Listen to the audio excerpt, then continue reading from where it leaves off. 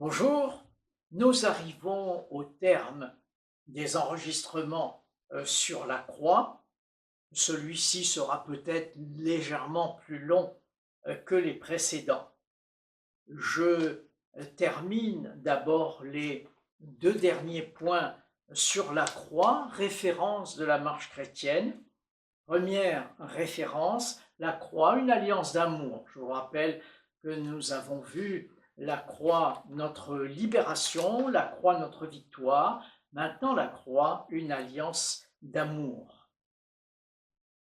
Dans l'Épître aux Hébreux, l'alliance est clairement rattachée au sacerdoce et au sacrifice de Jésus. Elle s'inscrit dans le cœur, dans l'esprit, et c'est elle qui rend possible la présence de Dieu.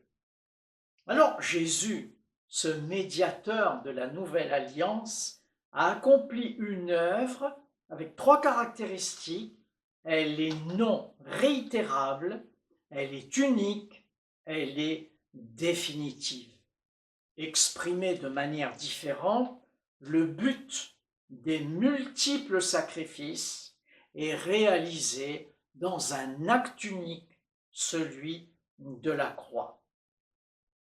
Je vous rappelle qu'une alliance est un engagement mutuel d'entraide entre deux parties ou davantage.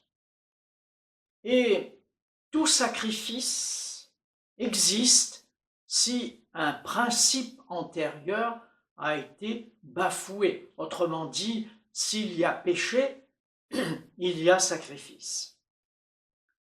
Et la scène est le moment du rappel de cette nouvelle alliance faite dans le sang de Jésus. Mais, caractéristique importante et majeure, c'est une alliance d'amour, parce que Dieu a tant aimé le monde qu'il a donné son Fils unique pour le salut du monde.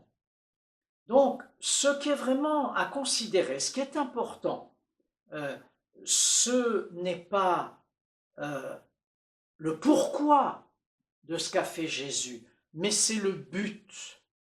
C'est-à-dire qu'à la croix, il a établi une nouvelle alliance dont le contenu est que Dieu pardonne comme un Père qui aime.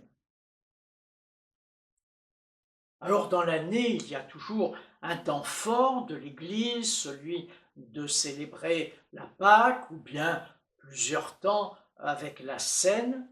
Cette célébration, je le rappelle, est centrée sur la croix. Elle rappelle, à travers le pain et le vin, symbole du corps et du sang du Jésus, non seulement son sacrifice, le point de départ, mais son retour. Et parce que Jésus est vivant, il peut revenir. Donc chaque partage est une actualisation, ou en tout cas devrait être une actualisation de la croix dans la vie du croyant, de la communauté, un rappel de la nouvelle alliance. Et enfin, la croix, notre bannière. Ce mystère, écrit Paul aux Éphésiens, c'est que les païens sont co-héritiers, formant un même corps, participant à la même promesse en Jésus-Christ.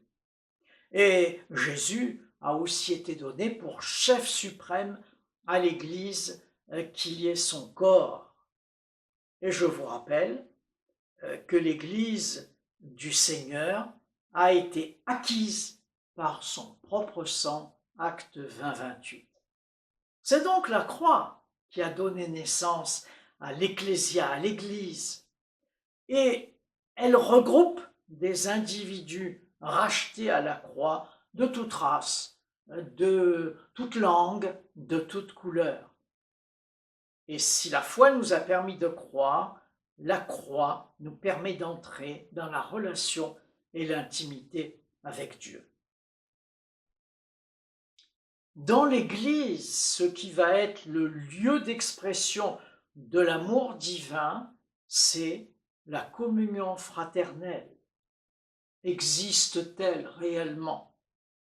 parce que Dieu nous a aimés, nous sommes aussi appelés à nous aimer les uns les autres. Alors l'Église est appelée à prêcher la croix comme une réalité vivante, efficace. Je vous rappelle que la croix est une puissance de salut pour quiconque croit. Et chacun d'entre nous, si nous sommes croyants, nous sommes appelés à être le messager, le témoin de l'œuvre du calvaire. Dans l'évangile de Jean, Jésus dit, ne t'ai-je pas dit, c'est au moment de la résurrection de Lazare, juste avant celle-ci, ne t'ai-je pas dit que si tu crois, tu verras la gloire de Dieu. Là, Jésus parle de la croix liée aux miracles et aux guérisons. Mais le début de l'évangile de Jean nous offre ce magnifique verset, nous avons contemplé sa gloire comme la gloire du Fils unique venu du Père. Et lorsqu'on compulse l'évangile de Jean et qu'on est beaucoup plus loin dans les discours d'adieu, je crois que c'est au chapitre 17 ou 18, Jésus, avant sa mort, demande au Père de glorifier son nom. Il s'est abaissé en vue de souffrir pour le salut de chaque personne. La croix est un acte de gloire. Jésus y est devenu péché afin de nous permettre d'être justice de Dieu. Je crois que seul celui qui est mort avec Christ peut prêcher efficacement la croix de Christ. La croix est donc le sujet de notre témoignage. Nous entrons dans la toute dernière partie intitulée « La croix justifiée » ou bien encore « De la mort à la vie ». D'abord, l'unité du Père et du Fils dans la résurrection. Les annonces prophétiques de Jésus. C'est dans Matthieu 20, 18 que nous irons chercher notre premier texte. Nous montons à Jérusalem, et le Fils de l'homme sera livré aux chefs des prêtres et aux spécialistes de la loi. Ils le condamneront à mort, le livreront aux non-juifs, pour qu'ils se moquent de lui, le fouettent, le crucifient. Le troisième jour, il ressuscitera. Jésus qui prononce ces paroles sait exactement ce qu'il attend. Et cela s'est réalisé. Dans le troisième évangile, Luc, Jésus prend les 12 disciples auprès de lui et il leur dit « Le Fils de l'homme sera livré aux païens. On se moquera de lui, on l'outragera, on crachera sur lui.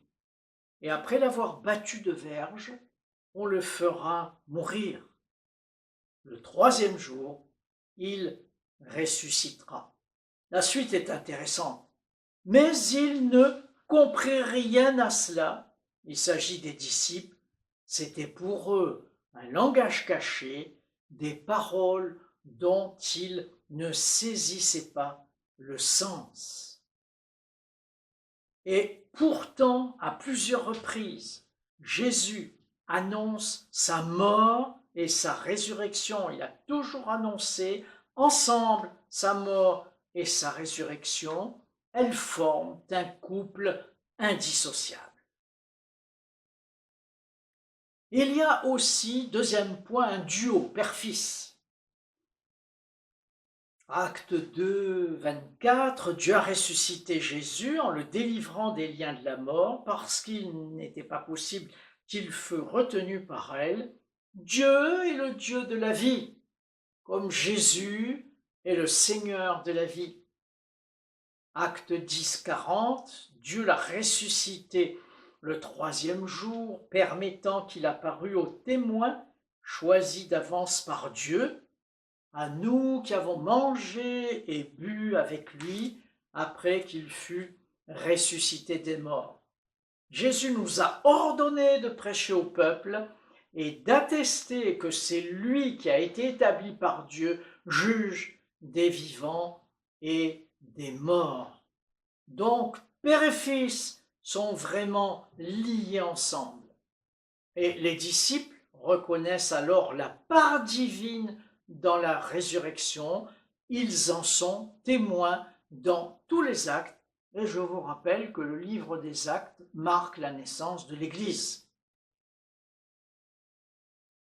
Éphésiens 1:20, c'est la même puissance que celle que Dieu a déployée en ressuscitant le Christ d'entre les morts, en lui donnant sa place à sa droite dans les mondes célestes où c'est là que le Christ règne à présent, élevé par Dieu bien au-dessus de toutes les autorités, puissances, dominations et souveraineté.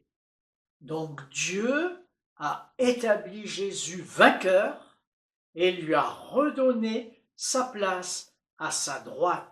Il y a vraiment une unité complète Père-Fils.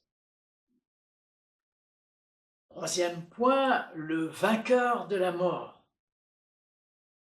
Peu avant d'expirer sur la croix, Jésus a remis son esprit entre les mains du Père. Autrement dit, ce qui est entré dans la mort physique, c'est son corps et son âme.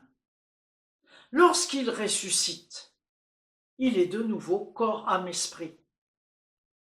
Lorsqu'il apparaît à ses disciples, ceux-ci ont peur, ils croient voir un démon ou un esprit, et Jésus les rassure. C'est bien moi, touchez, voyez. Un esprit n'a ni chair ni os, comme vous voyez que j'ai. C'est à Thomas, incrédule, provocateur, qu'il propose de toucher ses mains et son côté. Plus tard, Jésus se trouve au bord de la mer, il invite les apôtres à lancer le filet de nouveau, il déjeune avec eux. Une fois la pêche miraculeuse accomplie, à un autre moment très très important, il leur apparaît et il souffle sur eux le Saint-Esprit. Pour ce que je vais dire maintenant, il y a à chaque fois un ou plusieurs textes, on peut le toucher, le voir, l'entendre parler, il s'alimente, il est doté de pouvoir, il apparaît, il disparaît. Cette résurrection est prophétique de la résurrection de la fin des temps. Sachant que Christ ressuscité ne meurt plus, la mort n'a plus de pouvoir sur lui. Nous aussi, nous bénéficions de cette victoire. Maintenant, la place de la résurrection dans la marche chrétienne. Ne pas oublier un autre aspect important, très méconnu des croyants, ne pas oublier que le temps de la résurrection, c'est le temps où Jésus, mandaté par le Père, installe le Saint-Esprit. Le Saint-Esprit qui est aujourd'hui la présence de Dieu sur terre. Premier point, la mort à soi, prélude à la résurrection. C'est moi, dit Jésus, qui suis la résurrection et la vie. Celui qui croit en moi vivra, même s'il meurt. Et toute personne qui vit et croit en moi ne mourra jamais. Car comme le Père ressuscite les morts et donne la vie, ainsi le Fils donne la vie à qui il veut. Nous trouvons ensuite dans les Romains, car si lorsque nous étions ennemis, nous avons été réconciliés avec Dieu par la mort de son Fils, à plus forte raison, étant réconciliés, serons-nous sauvés par sa vie. Le salut est lié à la résurrection. La vie éternelle est possible par la résurrection, parce que Jésus est vivant, et Jésus vivant authentifie la croix. 1 Pierre 3, 21, nous aussi maintenant, nous sommes sauvés par un baptême qui ne consiste pas dans la purification d'une impureté physique, mais par l'engagement d'une bonne conscience devant Dieu qui nous sauve à travers la résurrection de Jésus-Christ. Donc nous voyons que Pierre, comme Paul, souligne la place majeure de la résurrection dans le salut. Le vrai croyant ne vit plus pour lui-même, mais pour Dieu. Paul l'écrit dans 2 Corinthiens 5. L'amour de Christ nous presse parce que nous sommes convaincus que si un seul est mort pour tous, tous sont donc morts. Et s'il est mort pour tous, c'est afin que ceux qui vivent ne vivent plus pour eux-mêmes, mais pour celui qui est mort et ressuscité pour eux. Le vrai croyant vit pour Jésus, il vit pour Dieu. Et dans les Philippiens, si je connaîtrais Christ, écrit Paul, la puissance de sa résurrection et la communion à ses souffrances, en devenant conforme à lui dans sa mort. Alors réfléchissons, peut-être notre culture, notre ego, nos pensées, nos émotions ont besoin d'être alignés sur Dieu et sur sa volonté. 2 derniers points plus brièvement. D'abord, l'espérance de la vie éternelle. Si l'esprit de celui qui a ressuscité Jésus d'entre les morts habite en vous, celui qui a ressuscité Christ d'entre les morts rendra aussi vos corps mortels par son esprit qui habite en nous. Donc, tendons vers cette maturité, ne reposons pas de nouveau la question, ne soyons pas dans le doute. La résurrection des morts et le jugement éternel sont deux fondements importants de la vie chrétienne. Et je termine avec témoin de la vie. Témoin de la vie. La résurrection témoigne de la vie. Si Christ n'est pas ressuscité, votre foi est donc vaine. Nous sommes encore dans nos péchés. Si Christ n'est pas ressuscité, aucune assurance que Dieu soit vivant.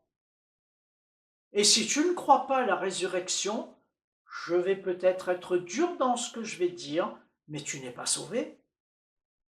De plus, nous devenons faux témoins à l'égard de Dieu. C'est la résurrection qui justifie notre foi.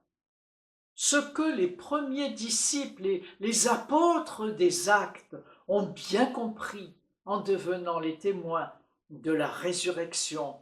Et je l'ai déjà dit, je me répète, c'est sur le témoignage de la résurrection que naît l'Église. Dieu qui est riche en miséricorde à cause du grand amour dont il nous a aimés, nous a rendus à la vie avec Christ. C'est pas grâce que vous êtes sauvés. Il nous a ressuscités ensemble et nous a fait asseoir ensemble dans les lieux célestes en Jésus-Christ. Paul insiste sur ensemble, ensemble. Et cette parole est extraordinaire et amène une question. Suis-je aujourd'hui assis dans les lieux célestes, assis à la bonne place? Est-ce que j'ai conscience que je suis assis à côté de Christ avec son autorité? Donc par la résurrection, nous sommes justifiés. La résurrection valide la rédemption, donc le salut. Pour la conclusion finale, 4 phrases. La croix est le fondement de notre justification. La croix est le moyen de notre sanctification. La croix est le sujet de notre témoignage. La croix est notre sujet de gloire. Je répète, la croix est le fondement de notre justification, le moyen de notre sanctification, le sujet de notre témoignage et notre sujet de gloire. Soyez abondamment bénis.